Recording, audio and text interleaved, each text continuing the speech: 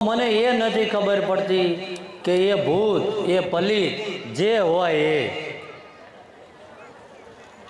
એ 100 ગ્રામ ચવાણા હાટું આપણા ઘરે આવે। મારો ધર્મ એટલું જ કહે છે કે હૃદયનો ભાવ લઈને આવો અને કદાચ તમને કદાચ 50 વરાય જૂનું કર્યું હોય અને જો તમારા કદાચ નાભીની કગર પોકે અને તમે ઘરે પોકો એના મરજો ઘોડે પલાણ ના નાખો તો હું વિક્રમસિંહનો દીકરો નહીં। અને કોઈ એવું કહી દે કે આ મંદિર નિમિત્તે 5 કિલો ઘઉં ઉઘરાવવા આવ્યા તો એ ભૂવાપણી બંધ કરી દેવાની અને આજે આ પુરવાર કરી આપ્યું। ક્યાંય કોઈ મારી વસ્તીને કીધું હતું કે મારી માટે ક્યાંય કોઈ ભીખ ના માગતા। ક્યાંક ન કહેતા, ખોટું ના બોલતા। જગતમાં તેમ જુઓ, કુદરતે બધા જીવને આડા બનાયા ને। ઘોડો જુઓ, ગાય જુઓ, બળદ જુઓ, આડા બનાયા અને જીવે સીધું અને માણસને ઊભો બનાવ્યો ને જીવે આડું। જોઈ લો, ઉતાર્યા જેવું છે। અને મને અંધશ્રદ્ધા કેમ કહું છું, હશે બધાય કરતા હશે, પણ હું વગર નાળિયેરે મટાડીને બતાવું।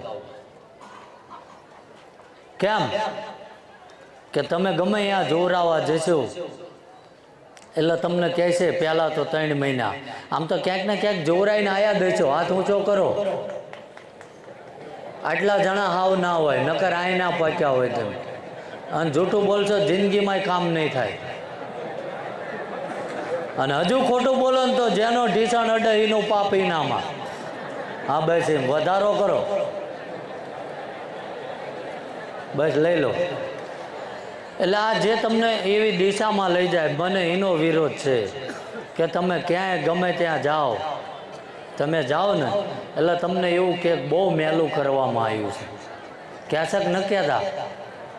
હા કે ના તો બોલો।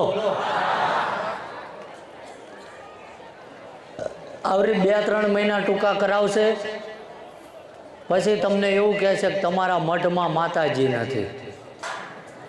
ક્યાંક ન કહેતા? આવરી 3-4 મહિના ટૂંકા કરાવશે, નહીં મેળ આવે એટલે પછી કહે છે તમારા 3 પેઢી મોરના પિતૃ છે।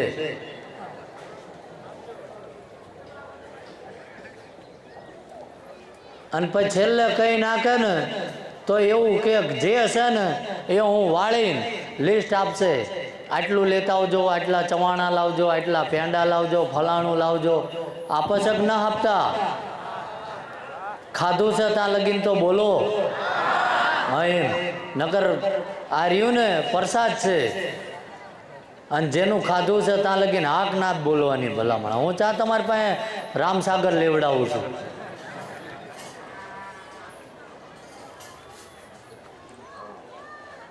અને તમને એવું કહેવામાં આવે કે આટલું વાળીને 4 રસ્તાએ મૂકવા જવામાં આવશે। ક્યાંક ન કહેતા? તો મને એ નથી ખબર પડતી કે એ ભૂત એ પલિત જે હોય એ 100 ગ્રામ ચવાણા હાટું આપણા ઘરે આવે?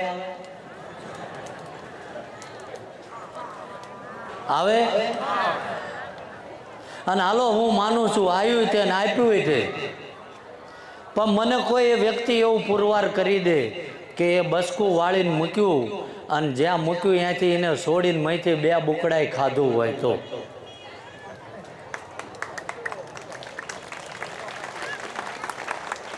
કારણ કે મેં નથી વળાવ્યું એટલે કહી શકું। અને આજ તમે આટલા બધા બેઠા, આ રોજનું છે, સમજાય ને? તો હું મારા મનથી જે કરાવતા હોય એનો મન વિરોધ નથી, પણ મારો ધર્મ આ કશું નથી હાલતો। મારો ધર્મ એટલું જ કહે છે કે હૃદયનો ભાવ લઈને આવો અને કદાચ તમને કદાચ 50 વરાય જૂનું કર્યું હોય અને જો તમારા કદાચ નાભીની કગર પોકે અને તમે ઘરે પોકો એના મરજો ઘોડે પલાણ ના નાખો તો હું વિક્રમસિંહનો દીકરો નહીં। અને કરીને આલ્યું છે તારે બોલું છું કે આજ તમે આ જગ્યામાં બેઠા છો ને, જ્યારે દાદાની ખાંભી લાયા ત્યારે 7 વર્ષ મોર આગમવાણી કરી હતી, જ્યારે મારી પાસે દીવો કરવા તેલ નહોતું અને ગામ વાહે આખું ઊભું હતું ને એવું કીધું હતું કે દાડા ગણજો, 5 વરા ના વટવા દઉં અને અહીંયા આગળ ગાડીઓ ક્યાં મૂકીને માણા ક્યાં બેહારવું આવો પ્રશ્ન ના લાવું તો હું ગંગાબાનો દીકરો નહીં છું. અને આજે આ પુરવાર કરી આપ્યું. ક્યાંય કોઈ મારી વસ્તીને કીધું હતું કે મારી માટે ક્યાંય કોઈ ભીખ ના માગતા. જે લાવીશ ને માણસો એનો રોટલો હું પૂરો પાડી. અને કોઈ મારા ગામમાં આંટો મારીને આવો અને કોઈ એવું કહી દે કે આ મંદિર નિમિત્તે 5 કિલો ઘઉં ઉઘરાવવા આવ્યા તો એ ભૂવા પાણી બંધ કરી દેવાની છે. અને મારું ગામ આખું ઊભું હારે ભાઈ. ખોટો હોય તો ગામવાળા પહેલાં પાડ દે, ના પાડ દે. તમને જાપે એવું કે આ બધા ગાંડા હે શું કામ આવે અને ગામના બૂસ માર્યા. પણ 3 પેઢીનો મારો ઇતિહાસ ગોતો અને મારા બાપ દાદા કોઈ એવું કહી દે કે અમારી મજૂરીના 100 રૂપિયા આના બાપ દાદાએ દબાયા તોય મારા પર અગડું મેળ દેવાનું હોય. તારે ઠાકર વળ્યો છે ભાઈ, એમ નથી મળી જતું. ગરીબી મેં જોઈ છે, મેં મજૂરી કરી છે અને હજુય કરું છું. એની મને કોઈ ચિંતા નથી. પણ રાતે હોવું ને એટલે આત્માને પૂછું કે ભાઈ આખા દીમાં મેં કોઈને છેતર્યા નહીં ને. અને મારો ઠાકર એવું કે નિરાતે હોઈ જા. 2 જ કલાક હોઉં છું, એક ટાઈમ જમું છું અને તોય તમારી બધાની વચ્ચે ઊભો છું. બીજો હોય તો પથારી ભેગો થઈ ગયો. એટલે આ ઠાકર છે એનો પુરાવો છે. એટલે વાત મારે પાછી અહીંયા લઈ જવી છે કે જો ઘણાને તમે એવો સવાલ કરો કે ભાઈ તમે વળાયું પણ એને તો કોઈ લેવાય ના આવ્યું, કોઈએ ખાધુંય નહીં, તો એવડા એ બધા એવું કે એ બધા તો ગંધના ભૂખ્યા હોય, ખાય નહીં, આવું કહે છે ને. તો જો એ ગંધના જ ભૂખ્યા હોય તો ગુજરાતમાં આટલી બધી ફરસાણની દુકાન છે, આપણા ઘરે શું કામ આવે? એ દુકાનની બહાર જઈને ગંધ ના લઈ લે? સાચું ખોટું? તો આપણને એમાં મજા આવે છે. છોકરાને 10 રૂપિયા વેફર લેવા ના આપો ને આવડા લિસ્ટ આપે એ લઈને જાઓ.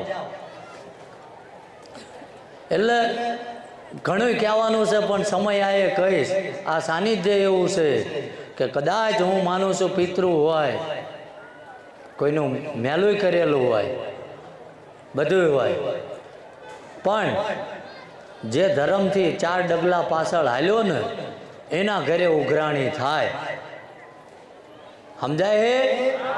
બાકી જેને કુળદેવીનું સ્મરણ કર્યું, પોતાના ઈષ્ટદેવને આરાધ્ય કર્યું, સાંજે હુતી વખતે મુરલીધર મહારાજને યાદ કર્યો કે દ્વારકાધીશને એની અરજી નાખી કે સોમનાથના શિખરે ભોળાનાથને યાદ કર્યો કે હું તો સંસારી છું, દિવસ દરમિયાન મહેનત મજૂરીએ જઉં છું અને રાતે અડધો કલાક હુતા હુતા જો એનું જપ કરો ને, દુનિયાની તેવડ નથી તમારા ઉંમરે આવીને ઊભો રહે.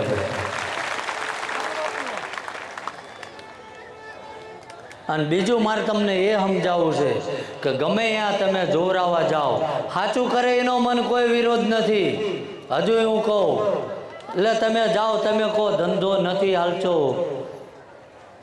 આમ મારા પૈસા લોક થઈ ગયા છે, આને મારું ખોટું કર્યું છે, એટલે તરત તમને એવું કે આ ધંધો હાલત મારો કેટલો ભાગ. ક્યાંક ન કહેતા, ખોટું ના બોલતા. ભૂખ લાગી તો ફરીથી ખાઈ લો પણ બોલો. ભૂવા પાસે જોરાવા જાવ ક્યાં છે ને કે ધંધો હાલત અહીં કેટલા વાપરશો, ક્યાંક નથી કહેતા. તો મને એક જ મગજમાં પ્રશ્ન ઉત્પન્ન થાય છે કે કોઈ આટલા જે બેઠા ને એમાં કોઈ ખેડૂત માણસ હશે, કોઈ મજૂર વર્ગ હશે, કોઈ ગરીબ માણસ હશે, કોઈ કોઈની કારખાને નોકરી કરતો હશે, કોઈ કોઈની ફેક્ટરીમાં નોકરી કરતો હશે અને કદાચ આવવા જવાનું ભાડું નહીં હોય, પોતાના માલિક પાસે 1000 રૂપિયા ઉછીના લઈને આવ્યો હશે. તો એ માતાજી કે એ ભગવાન જેની પાસે જોવરાવા બેહો એ તમે જોઈજો 8-10 વીંટીયું પહેરી હોય, 1-2 હોનાની લકી પહેરી હોય, 2-3 દોરા પહેર્યા હોય, તો ધંધો હાલત એમાં ભાગ માગે છે. તો એના ભગવાન કે એના માતાજી એને એવું કેમ નથી કહેતા કે આ ગરીબ માણા પોતાના માલિક પાસેથી 1000 ઉછીના લઈને આવ્યો છે અને તે હોનાનો દાગીનો પહેર્યો, એમાંથી ઉતારીને એક આપી દે, એની પાસે ઘરે જવાનું ભાડું નથી. જો ભગવાન લેવાનું કહેતો હોય દેવાનું કહે ને, તો મૂર્ખ તમે છો કે એ?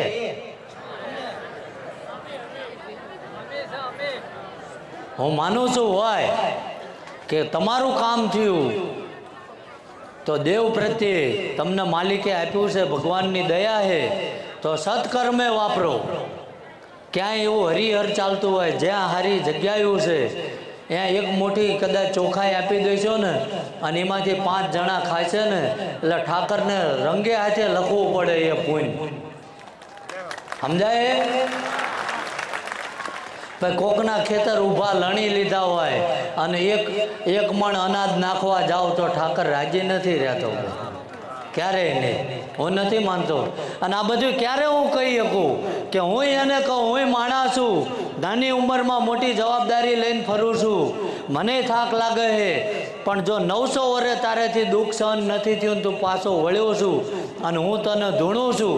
જ્યાં લગીન આ ખોળિયાની અંદર પ્રાણ છે અને જ્યાં લગીન નીતિ ધર્મે તારા હાલું છું, આમના ભાગ્યમાં ના હોય અને મેં જો 5 આંગળીના ટેરવે તારી માળા કરી હોય અને મારી જોડીમાં જે પુણ્ય હોય એ આવવાવાળાની જોડીમાં નાખી દેજે. અને જો મારો ઠાકર આ કબૂલ કરે પણ એવી ભાવનાથી આવો તો